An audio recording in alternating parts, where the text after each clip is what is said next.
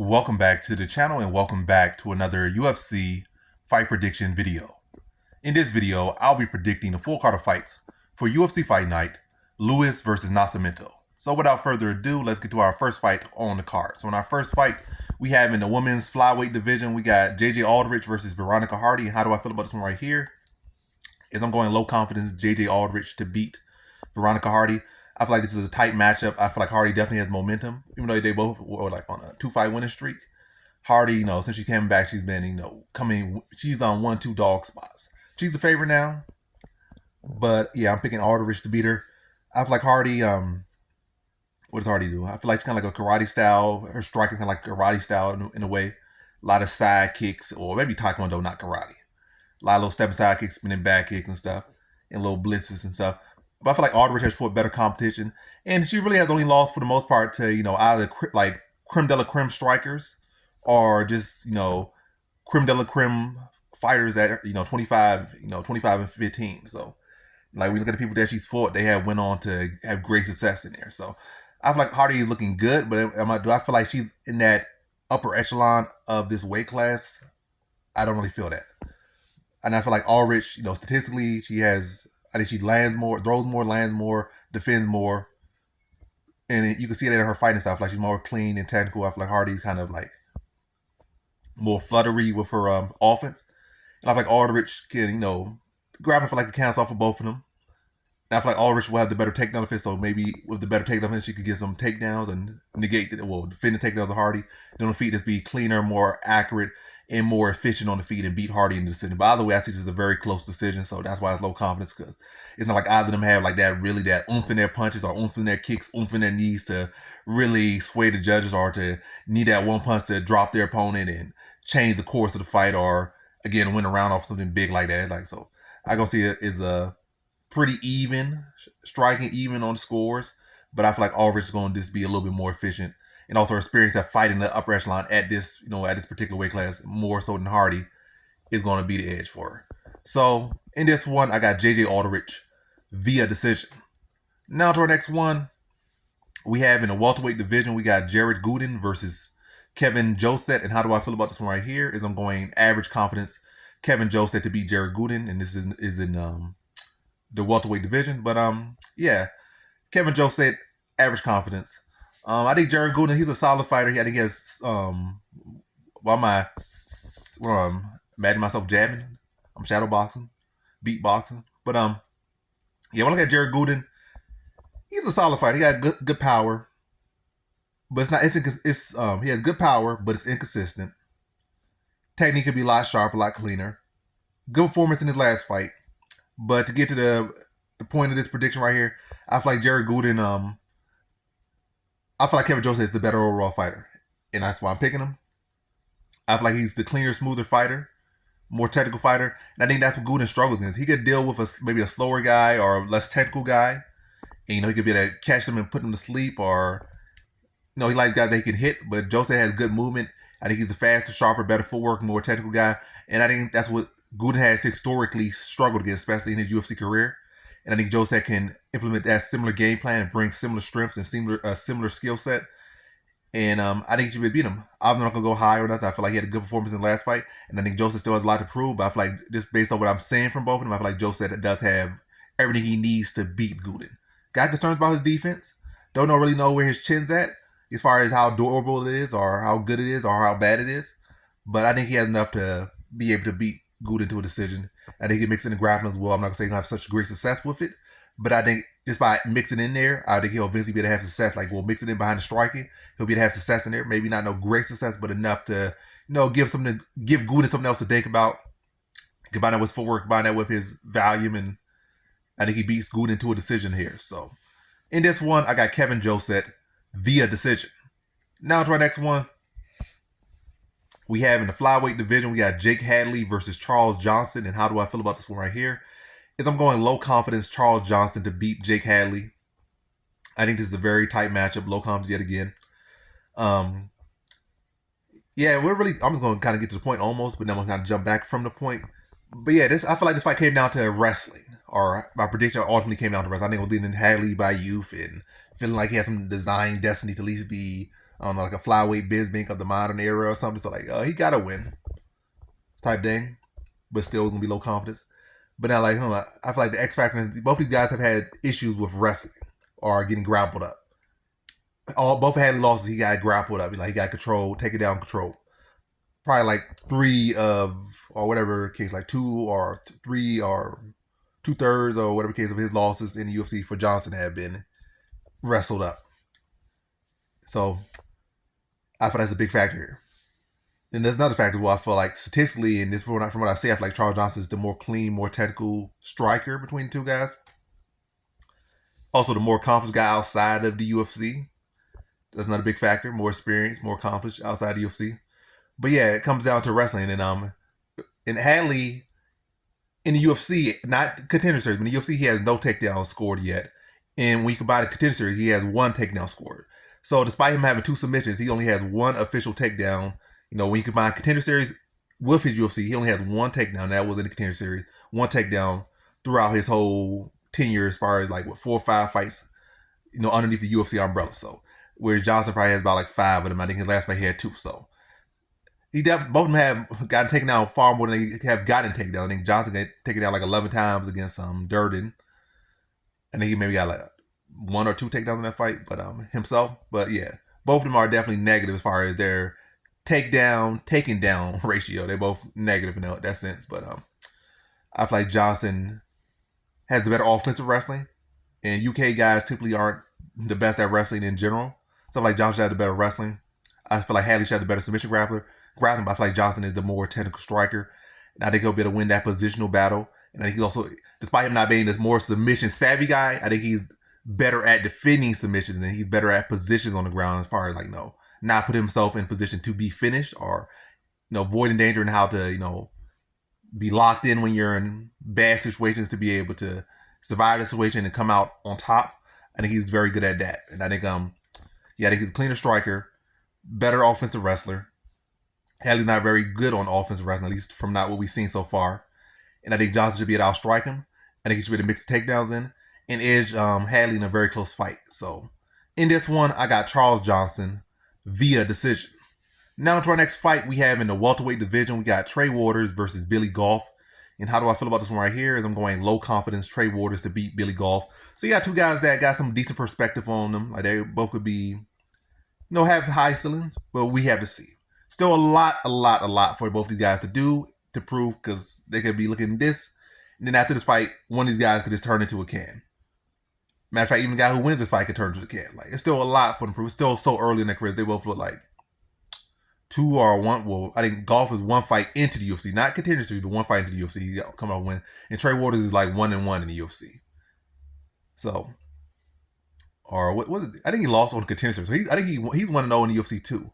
But I think he lost on the contender series, I believe. And then he's brought back and he won his fight debut in the UFC. And Goff won his fight on contender series. And then came to the UFC, he won his fight. So I guess they're both 1-0 in the UFC. But officially. So yeah. But to the point of this one, I'm not even get all. I feel like Goff, his offensive wrestling not as good as I thought it was. I think Trey Waters is underrated his takedown defense. I think he can address the grappling Goff, and Goff hasn't really shown no submission ability. If anything, he has been getting submitted. He hasn't shown no real offensive submission ability.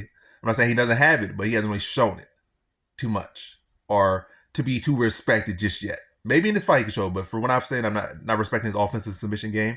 Okay wrestling, but I feel like Trey Waters could address that. Trey Waters will have a huge height and reach advantage over Goff. And I think Trey Waters is just a much more technical striker. I feel like Goff runs into punches. He's come forward, walking through punches, eating punches. It's not like he has some iron chin or some iron heart. He has a good heart, but either way, I don't feel it enough. I feel like it's a very sloppy style. And I feel like Trey Waters is the much more polished striker and really the more polished fighter at this point. I feel like Goff just tries to, just walk you down, wear you down, break you down. And that's what he's on. But I feel like Trey Waters is going to use his footwork, use his length, mix up his angles, mix up his striking, mix up his combinations. And I think really that's going to wear down on Goff, and I think he puts him away in the second round. So in this one, I got Trey Waters via second round TKO. Now to our next one. Let me scroll up. Next one we got in the women's strawweight division. We got Tabitha Ricci versus Tecia Torres. And how do I feel about this one right here? I'm going low confidence Tabitha Ricci to beat Tecia Torres, and let me just be honest. This is purely a momentum pick. If I had to go, look at both these fighters, I would say Tecia Torres is night and day way better than Tabitha Ricci. But you got your ups and your downs, and your ups and downs. So Ricci seems to have some momentum, even though she come off a loss. She still has far more momentum on her. Like Tecia Torres, like it feels like her best days are behind her. She has little flashes here and there, but again, it still feels like her best days are behind her. Ricci's the now fighter, and I feel like she's gonna get better and better as we see her. I feel like Tecia Torres, we're gonna see worse and worse from her for the most part. We'll have those moments where she's gonna get a perfect stylist matchup, she's gonna thrive and look like vintage or better than ever. But for the most part, we're gonna get like kind of a lackluster Tecia Torres.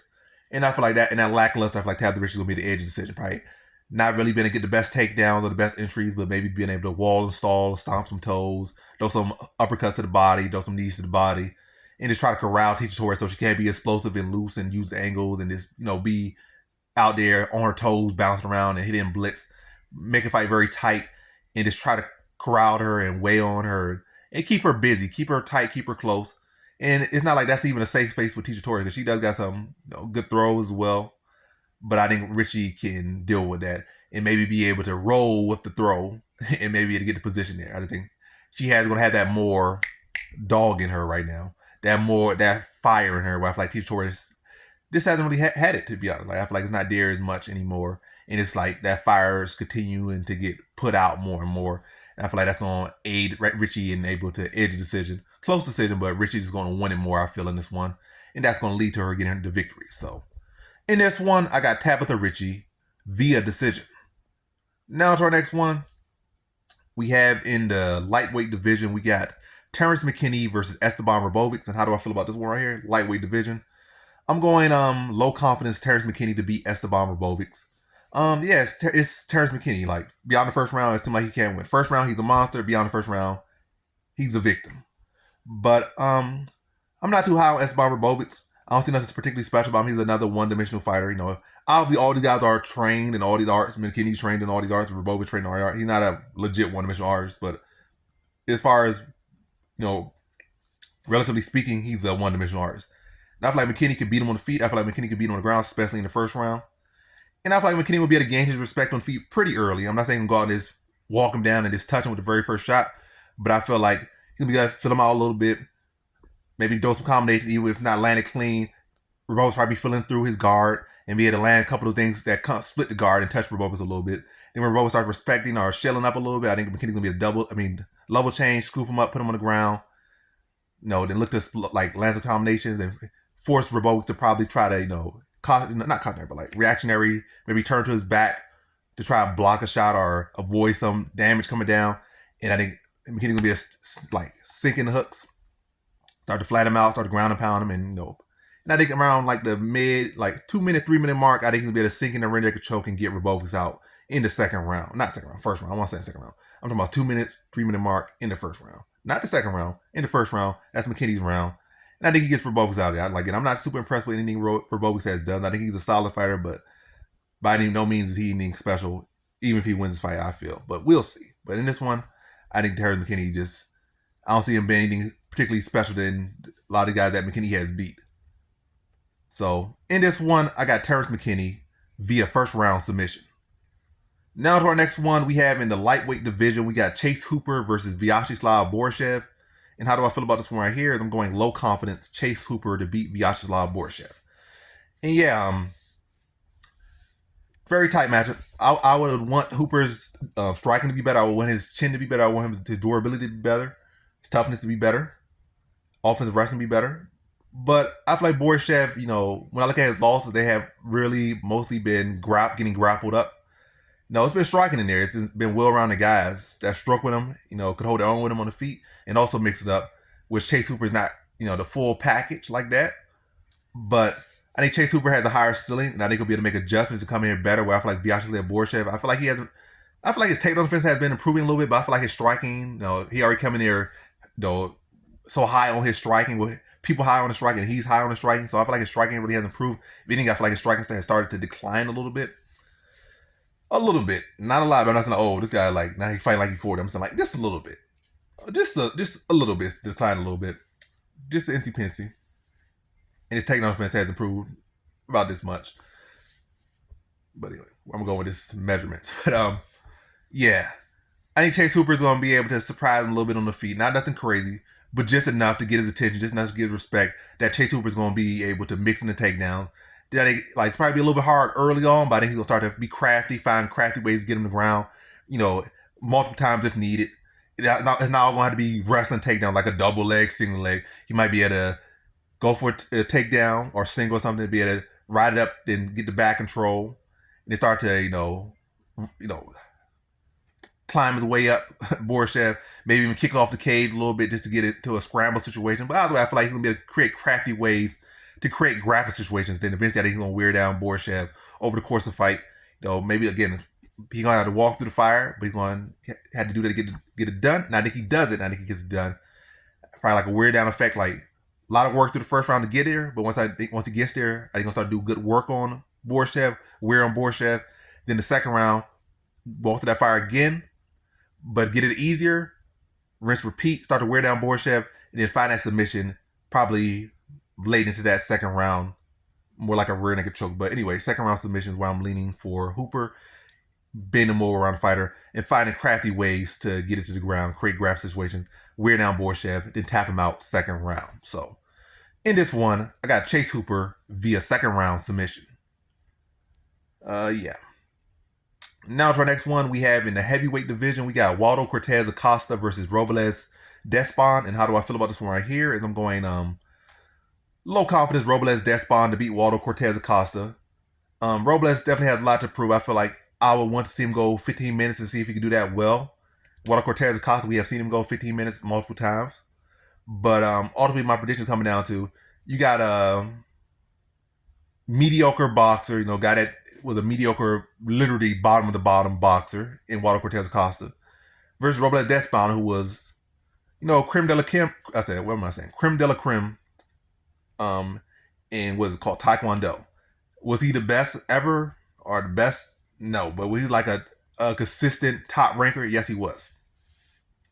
And I feel like Waldo Cortez Acosta is very limited in his strikes anyway. I feel like he just boxes. He ain't really got no kicks. He don't really check kicks. He don't really throw kicks. He might throw a knee every now and then, but mostly boxing and very limited even in his boxing. And I think Robles Despaigne would be the bigger, longer guy, more explosive, more athletic, more arsenal. Probably got some kicks. He got kicks in his arsenal. He got good control of range and distance. And I think he'll be able to frustrate Acosta as he was frustrated about like a 50-year-old Arlovsky. I think Despaigne could frustrate him with in and out his footwork, playing the range and drawing Acosta out and draw him into strikes. I think it'll be a little filling out process. But then I think in the second round, I think Robles Despaigne is able to really line him up and catch him in the second round. Maybe like a frustrated Acosta trying to force interactions, and that's going to play right into Despaigne style. That's what they want you to do. They want you to make reactions, big reactions, feel like you got to do this, do that. Because like I said, these guys they've been doing a whole like MVP, Stephen Wonderboy Thompson. Those guys, they've been doing that their whole life. So they know it's all about one shot. Well, that's in their game. It's all about one shot. So they're not going to be the guys that, I feel like I got to throw 50 shots around to win. They're more than comfortable throwing 5 shots around. This drawing you into a fencing match or what's it called, I don't know. But pretty much drawing you to a one shot, one kill type situation. They're all comfortable with that. Whereas Acosta, we saw in the Arlovsky fight, where Arlovsky wasn't given what he wanted. He's all there hip thrust in the air, like he was so frustrated because Arlovsky wasn't given what he wanted. And now you're going with a guy who that's literally what he does, and I think he's gonna be able to frustrate him, make him frustrated, make him commit, walk him to something, hurt him, and put him away second round. So in this one, I got Robles Despaigne via second round TKO. Now to our next one, we have in the featherweight division, we got Alex Caceres versus Sean Woodson. And how do I feel about this one right here? I'm going low confidence Sean Woodson to beat Alex Caceres. I feel like Sean Woodson has shown improvement in his wrestling and grappling. I feel like he can address the grappling Caceres, or even mixing his own grappling just a little bit to throw Caceres off. As wild and crazy as Caceres is, and unorthodox and creative as Caceres is. I think Sean Woodson could mix that in to just throw him off a little bit. Then be the more fundamental, clean, consistent striker, not really relying on being wild and throwing double punches and knee slaps and all this other stuff that Caceres does, and behind the back kicks and step over back kicks and stuff to the shin and stuff. I think Sean Woodson can stay clean, stay composed, work behind the jab, stay fundamental, his teeps, and just outbox and stay cleaner and fundamental, more efficient, more consistent, more bread and butter basics, and beat Caceres to a decision here. But yeah, Caceres is always game, so don't sleep on him. But I'm not sleeping on him. But gotta go Sean Woodson. I think he'll have the cleaner, more consistent offense, and I think he beats Caceres by decision. So in this one, I got Sean Woodson via decision. Now to our next fight, we have in the lightweight division, we got Diego Ferreira versus Matus Rebecki. And how do I feel about this one right here? I'm going high confidence Matus Rebecki to beat Diego Ferreira. I feel like this is a style that Diego Ferreira has lost to mostly. To, pretty solid grapplers, high-level grapplers. Like twice to Dariush. He lost to Gregor Gillespie, and he lost to Gamrot. So this is like been the most, as far as matter of fact, really in his career, that's the most he has lost. Remember, all his losses are in the UFC. So that's 4 losses. Then his 5th loss was to Dustin Poirier. So all his losses have been in the UFC. And 4 of those losses have been to grapplers. Or guys that have like black belts or high-level grapplers. And definitely look to use grappling approaches in there. And I feel like Matus Rebecki is solid enough to be able to shut down Ferreira's submission. I'd say it's going to be easy. But I feel like he has skills to be able to address his grappling. He has the wrestling to get him down. He has the skills to shut him down on the ground. And he has the skills to hold his own on the feet. And I think he is the cleaner striker between the two, but we shall see. But in my opinion, I feel like he's the cleaner striker of the two. I feel like Ferreira, even at his best, his striking was more so like, just gritting his way through, eating shots to, walk down strikers. And the threat of the takedowns, he was able to, threaten them, take their shots, go for takedowns, wear them down. And then, like I said, it was a effect of the threat of the takedown, forward pressure, eating their shots. And even if he wasn't getting a takedown, the threat was there, which would bring the hands down on the opponent. Then he'll have success. And he would start having success with his striking, and then he'll get takedown. But we're never like, oh, he has such a clean striker. And even now, he got a good win over Michael Johnson. He's still, I would say, like a clean striker. I feel like Rebecki's striking a little bit more polished than his. And I feel like Rebecki can, he's a younger fighter as well. And I feel like he get the takedown. And again, neutralize him on the ground. Going to be hard, just as it was for Gamrot and Gillespie early. Probably maybe not as much. Maybe, I don't know. But either way, harder early, but I feel like his fight starts to wear down. Ferreira's going to get tired as he did in that fight. And I feel like Rebecki's going to be able to tire him out and TKO him late in the second round after, really smothering, exhausting pace on both the feet in the ground and mixing in the takedown. Heavy top pressure, dropping ground and pound on him. And I think he wears him out and TKOs him late in the second round. So in this one, I have Matus Rebecki via second round TKO. Now to our next one. We have in the light heavyweight division, we got Alonzo Menifield versus Carlos Ulberg. And how do I feel about this one right here? I'm going average confidence Carlos Ulberg to beat Alonzo Menifield. I feel like Menifield is a solid talent. He's definitely more well-rounded fighter. He's been working on his takedowns. He's been working on his submissions, and we definitely have seen them. His striking's been getting cleaner as well, but I feel like Ulberg, that's what he does. He's a world-class striker. He's been working on a check hook, a hook that OSP was able to knock him out with a couple years ago, was able to knock Menifield out with a couple years ago. And I feel like Ulberg, that's been like, on his 4-fight win streak, I think 3 of his 4 wins have come by like a check hook. His last one came by submission, but the other one came out like Nchukwi TKO with a hook. Potieri was a hook, and I think another guy he TKO was with a hook too, or KO TKO was with a hook. So that check hook has been getting sharp and very sharp, and I feel like it'll be open against Menifield. And Menifield is still going like a pretty raw striker. I don't think he's ever going to be the cleanest, most polished striker. He's definitely getting better at it. But late in, coming to MMA as late as he did, and having the physique he does have, it doesn't really favor him to ever really be such a super polished striker of like a true world class striker. He's an athletic fighter with a good punch. That's about it. And I think Ulberg is going to be able to set him up over the course of the fight, fill him out, control the range, throw some teeps out there, and really start to set him up over the course of the fight. And I think he's able to find that hook in the second round when Menifield is lunging in, trying to touch for some power, and just sit right outside of range, draw him into the hook, catch him with it, drop him, and finish him in the second round. So in this one, I got Carlos Ulberg via second round TKO. Now to our co-main event, we have in the welterweight division, we got Joaquin Buckley versus Nursultan Ruziboev. And how do I feel about this one right here? I'm going low confidence Joaquin Buckley to beat Nursultan Ruziboev. And yeah, this is a very tough matchup. They are doing him no real favors by giving him this matchup. It's not giving him a rank spot, and it's giving him a very tough test, very unproved. It's not like a guy you haven't really seen too much. It's not like you give him a guy that, this guy has 20 fights in the UFC. We know who he is. We know his strengths. We know his weakness. He might have 50 or whatever case fights, but in the UFC he only had like 2 fights. So we don't really know how good or bad he is at this level. And it's not like we got to get so much intel from his fights at this level. So it's a tough match when the guy's 6'5" versus like a 5'9", 5'10" buck, so a huge height advantage. They both got 76-inch reach.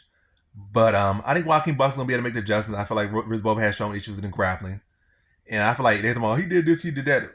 Against nobody really respectable. Like I haven't seen him do nothing super great in the grappling against even the bums he's fought. So I'm still gonna say I need to see more from him. And I feel like Buckley has, people want to say like Buckley hasn't shown the wrestling, but I feel like Buckley, what's that Russian guy? He out wrestled that Russian guy for the most part. That was like, doing pretty well at the time until he beat him there and started saying he's a bum. But anyway.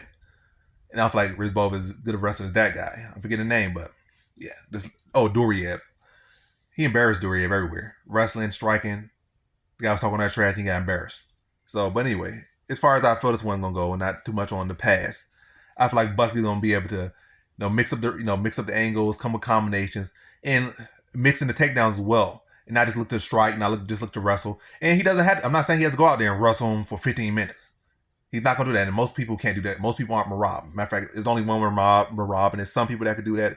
Probably like less than 0.5% of people in MMA can wrestle you at any weight class can wrestle you for 15 minutes. It's not many people who do that like legit 15 minutes. So yeah, I think Buckley's going to be able to go out there mixing the takedowns, and whether he's getting them or not, it's going to give Ruziboev a different look.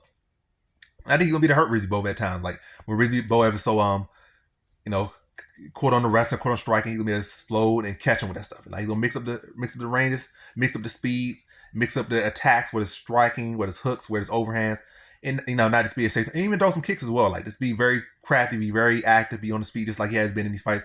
And you can say, oh, cardio, just say that. In all these fights, like his fight against Moreno, he was bouncing the whole time. In his fight against Luke Longlad, he was bouncing the whole time. So he could do that for 15 minutes. And I think he'll be bouncing in and out, mixing the takedowns. Again, I don't think he has to hold you down for 15 minutes. He doesn't have to do that.